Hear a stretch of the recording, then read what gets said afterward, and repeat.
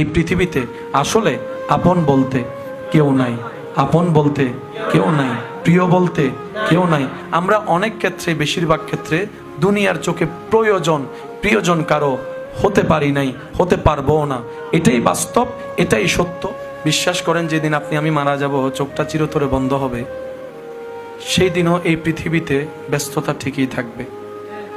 এমনকি আপনার আমার ঘরে যেখানে আপনার আমার লাশটা রাখা হবে, সেখানেও মানুষ আপন ব্যস্ততায় থাকবে। হয়তো কারো মোবাইলের মধ্যে বিজনেসের কল আসবে, উনি বিজনেসের কলটার কথা বলবে, হয়তো সামনে না বললো, একটু পিছনে গিয়েও হলো বলবে। কেউ বা জিজ্ঞেস করবে জানাজার টাইম কয়টায়।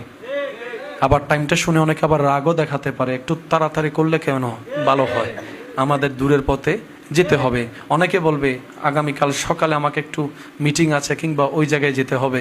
অথচ এই মানুষটাকে দুনিয়ার চোখে শেষবারের মতো দেখার সুযোগ আর দেখার কোনো সুযোগ নাই। আল্লাহ চাহে তো হয়তো হাসরের ময়দানে দেখা হলেও হতে পারে, এছাড়া দুনিয়াতে আর দেখার কোনো সুযোগ। মানুষটা মারা গেলে দেখবেন মানুষের ব্যস্ততাও খুব বেড়ে যায়, সব কিছুতে তাড়াহুড়া করে।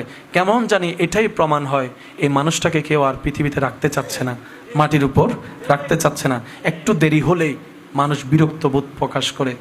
একদিন এই কাজটা আপনাকে আমাকে নিয়ে করা হবে, দূরের মানুষ করবে না, সেই চিরচেনার পরিচিত চেহারাওয়ালা মানুষগুলাই করবে, আপনরাই করবে।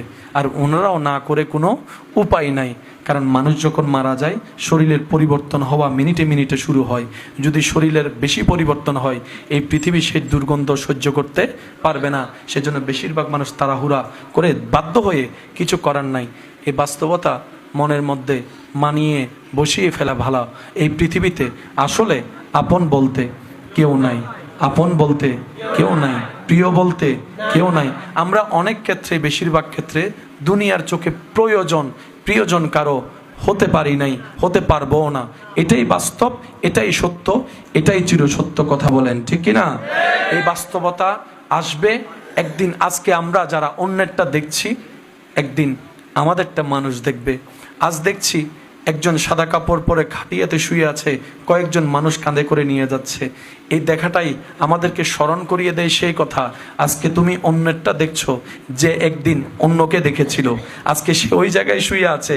আজকে তুমি দেখছো, একদিন তুমি এখানে শুয়ে থাকবা, আরেকজন দাঁড়িয়ে দাঁড়িয়ে তোমার যাওয়াটা দেখবে, শেষ চিরবিদায়টা দেখবে। সেজন্য অন্তরে যদি ভালোবাসার স্থান দিতে হয়, সেই চিরসত্য ভালোবাসাকে জায়গা দেন, মহাব্বতকে জায়গা দেন। যে মহাব্বত আপনার দুনিয়াতেও তৃষ্ণা মিটাবে, হাসরের ময়দানও তৃষ্ণা মিটাবে, কবরকেও